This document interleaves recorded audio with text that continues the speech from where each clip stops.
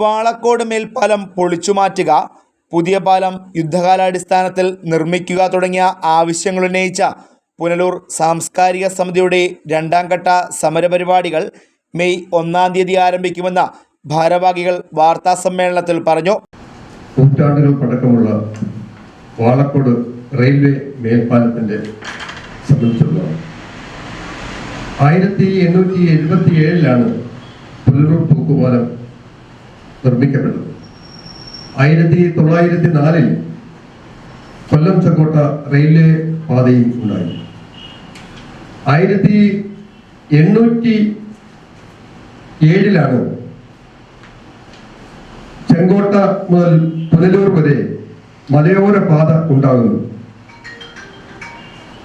ഈ മലയോര പാതയിൽ പിന്നെ റെയിൽവേ മേൽപ്പാലം 1904 ഉണ്ടായപ്പോൾ വാളക്കോട് റെയിൽവേ മേൽപ്പാലവും 1904 നിർമ്മിക്കപ്പെട്ടു എന്നാണ് ചരിത്രം പറയുന്നത്. അപ്പോൾ ഏതാണ്ട് 120 വർഷത്തിന്റെ പഴക്കം ഈ പാലത്തിന്. 10 ടണ്ണിൽ കൂടുതൽ ഭാരം കയറ്റി ഇതുവഴി വാഹനം അന്നു മുതലേ പൊക്കൂടാ എന്നുണ്ട്. ഇന്നത്തെ ഒരവസ്ഥ 70 ടണ്ണ് മുതൽ ഉള്ള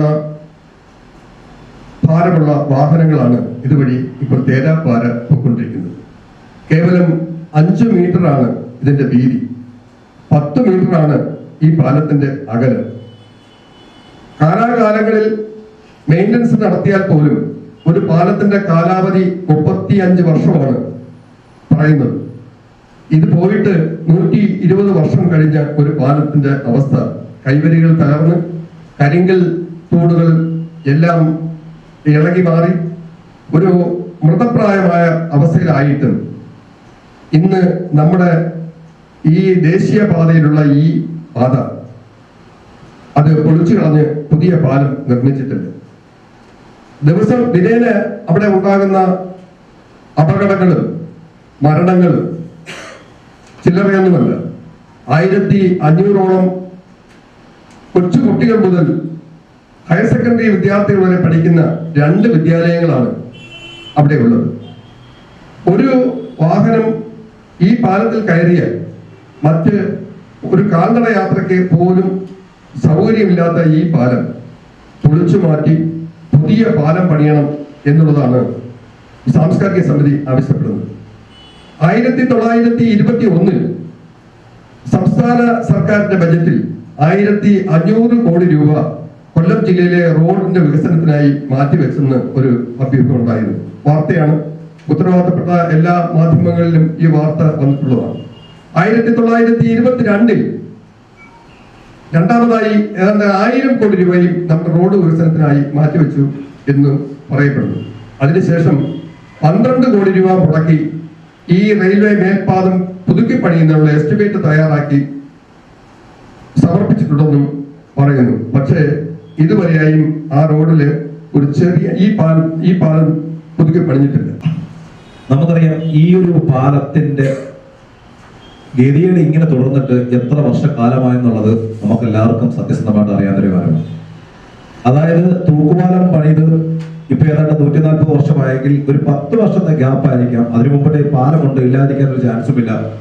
പക്ഷെ ഈ പാലം അതിനോടനുബന്ധിച്ച് പണിതിട്ടുള്ളതാണ്.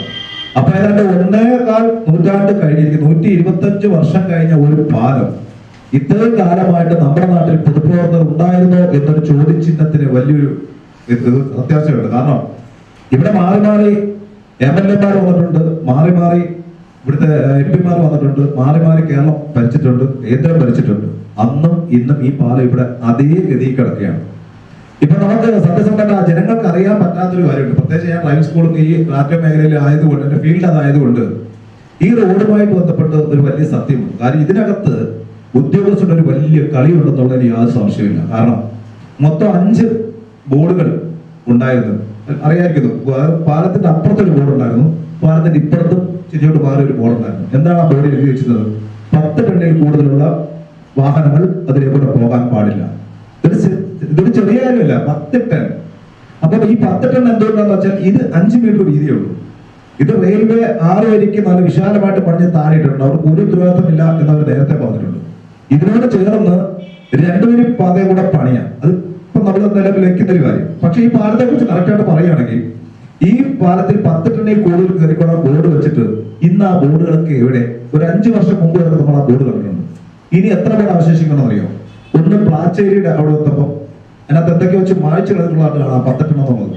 കലയനാട് തെമ്മല ജംഗ്ഷനിൽ റെയിൽവേ സ്റ്റേഷനിലൊക്കെ തിരിയുമ്പോൾ ആ മൂലയ്ക്ക് ഒരു ബോർഡ് ഇരിപ്പുണ്ട്. പുനലൂരിലെത്തുമ്പോൾ ഈ ബോർഡ് കട്ട് ചെയ്ത് കളഞ്ഞേക്കുക. പൈപ്പ് ആ ചായക്കടയോട് ചേർന്ന് നമുക്ക് പരിശോധിച്ചാൽ മനസ്സിലാവും അതിന്റെ തൂണ് അവിടെ നിൽപ്പുണ്ട്. അപ്പൊ ഈ 10 ടണ്ണിൽ കൂടുതലുള്ള വാഹനങ്ങൾ ഇന്ന് 35 ടണ്ണാണ് ഇവിടെ റോഡിലോട് ഓടുന്ന ടോറസിന്റെ വെയിറ്റ്. 35 ടൺ കാലിക്കാണ്. അതിൽ കയറ്റുന്ന ടെന്നിന്റെ അളവ് 35 ടണ്ണാണ്. പിന്നെ അഡീഷണൽ ആയിട്ട് 5 ടണ്ണും കൂടെ അഡീഷണൽ വെച്ചിട്ടുണ്ട്. ഏതാണ്ട് 80 ടണ്ണ് ഇപ്പോൾ, അതായത് 10 ടണ്ണിനേക്കാൾ 70 ടണ്ണ് അധികമാണ് ഈ പുനലൂർ NH ഓടുന്നത്. അവിടെ നമ്മൾ സംശയിക്കേണ്ടത് നാഷണൽ ഹൈവേ എന്ന പദവി ഇതിനെങ്ങനെ കിട്ടി എന്നുള്ളത് നമുക്ക് മനസ്സിലാക്കണം. ഇതിന് നാഷണൽ ഹൈവേ എന്ന പേരിടാൻ പാടില്ലാത്തതാണ്. ഇതിന്റെ നാഷണൽ ഹൈവേയിലെ കൊല്ലം 5 വഴിയാണ് ഈ വാഹനങ്ങൾ പോകുന്നത്. ഒരിക്കലും വാഹന ടാക്സ് അടയ്ക്കാൻ പോകണ്ടെന്ന് പറയാൻ നമുക്ക് പറ്റത്തില്ല. പക്ഷെ നമ്മുടെ മുനിസിപ്പാലിറ്റിയിലും പഞ്ചായത്തിലും തന്നെ എന്തിനു പറയുന്നത് മാർക്കറ്റിന് അവിടെ നേരത്തെ നമ്മൾ സുഹൃത്തുക്കളൊക്കെ വന്ന വലിയ പ്രശ്നം ഉണ്ടായതാണ്. ടൂറിസ്റ്റ് വാഹനം ഓടി ഇപ്പൊ ചോദ്യം ചെയ്തു. അവിടെ 10 ടൺ വാഹനങ്ങൾ ഓടാൻ മുനിസിപ്പാലിറ്റി തലത്തിലായാലും പഞ്ചായത്തിൽ ഓരോ റോഡ് പണിയുമ്പോഴും അതിന് അനുയോജ്യമായ ക്വാണ്ടിറ്റി വേണം പണിയാൻ. ഈ വാഹനങ്ങൾ ഓടേണ്ടത് യഥാർത്ഥത്തിൽ നമ്മുടെ ബോംബെ വലിയ റോഡുകളില്ലേ അതിനൊക്കെയുള്ള ലക്ഷറി റോഡുകളിൽ ഓടേണ്ട വാഹനം ഇപ്പം നമ്മുടെ പുനലൂരിലൂടെ ഓടുക. അത് ഈ വാളക്കോട് 10 ടൺ പാലത്തിലൂടെ ഓടുക. ഈ പാലത്തിനെ കുറിച്ചുള്ള വളരെ വ്യക്തമായ കാര്യങ്ങളെല്ലാം ഉദ്യോഗസ്ഥരും മറച്ചു വെച്ചിരിക്കുക. ഈ നിങ്ങൾ റിക്കാർഡ് പരിശോധിക്കുക, നെറ്റിൽ കയറി നോക്കുക, ഈ പാലത്തെ കുറിച്ച് എവിടെയും പ്രതിപാദിച്ചിട്ടില്ല. മെയ് ദിനത്തിൽ രാവിലെ 9:30 കലയനാട് ജംഗ്ഷനിൽ ആണ് പ്രതിഷേധ സംഗമം ആരംഭിക്കുന്നത്. ഈ സംഗമത്തിന്റെ ഉദ്ഘാടനം പ്രഭാഷകനും TV അവതാരകനുമൊക്കെയായ ശ്രീ ഹരി പത്തനാപുരം നിർവഹിക്കും. അവിടെ നിന്ന് ശ്രീ AK നസീറിന്റെ നേതൃത്വത്തിൽ ആരംഭിക്കുന്ന ഭിക്ഷാടന march TB junction, Nellippally, Tholicode, Pullur, Thookkupalam, KSRTC junction, market വഴി ചുറ്റി വൈകിട്ട് 5 മണിക്ക് പുനലൂർ പ്രൈവറ്റ് ബസ് സ്റ്റാൻഡ് മൈതാനിയിൽ സമാപിക്കും. ഈ സമാപന സമ്മേളനം സാഹിത്യകാരനും പ്രഭാഷകനുമായ ശ്രീ CB വിജയകുമാർ ഉദ്ഘാടനം ചെയ്യും.